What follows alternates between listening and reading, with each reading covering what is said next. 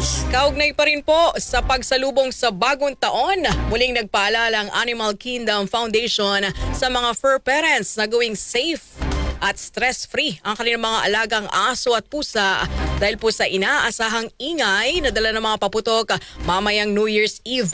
Sa panayam ng DZXL-RM Manila, sinabi ni Animal Kingdom Foundation Program Director Attorney Heidi Kagiwa na dapat ngayon pa lamang ay maging handa na at i-ready ang mga gagamiting anxiety wrap at mga lugar sa bahay na safe para po sa mga alagang hayop.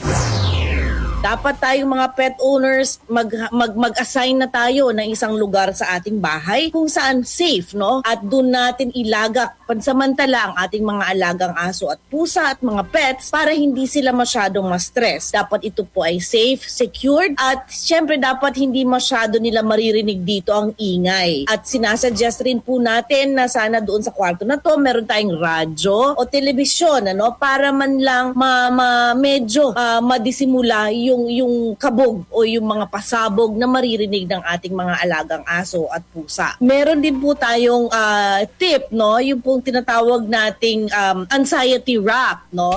Pwede pong may mga nabibili po nito sa ating mga online shops na anxiety wraps at meron din po kaming pinost sa ating pong social media kung paano ito gumamit. Pero pwede rin naman po tayong mag-DIY yung ating pong mga t-shirt, mga damit sa bahay, maninipis na tuwalya. I-wrap po natin yan sa katawan po ng ating mga alaga.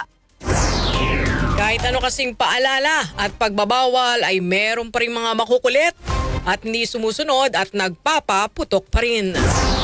As early as now, ang sasabihin po natin ay mag-prepare na po tayo dahil kahit ano pa po ang ating paliwanag, apila, may mga matitigas pa rin ang ulo at magpapaputok or magsisindi pa rin po ng ating mga firecrackers at fireworks.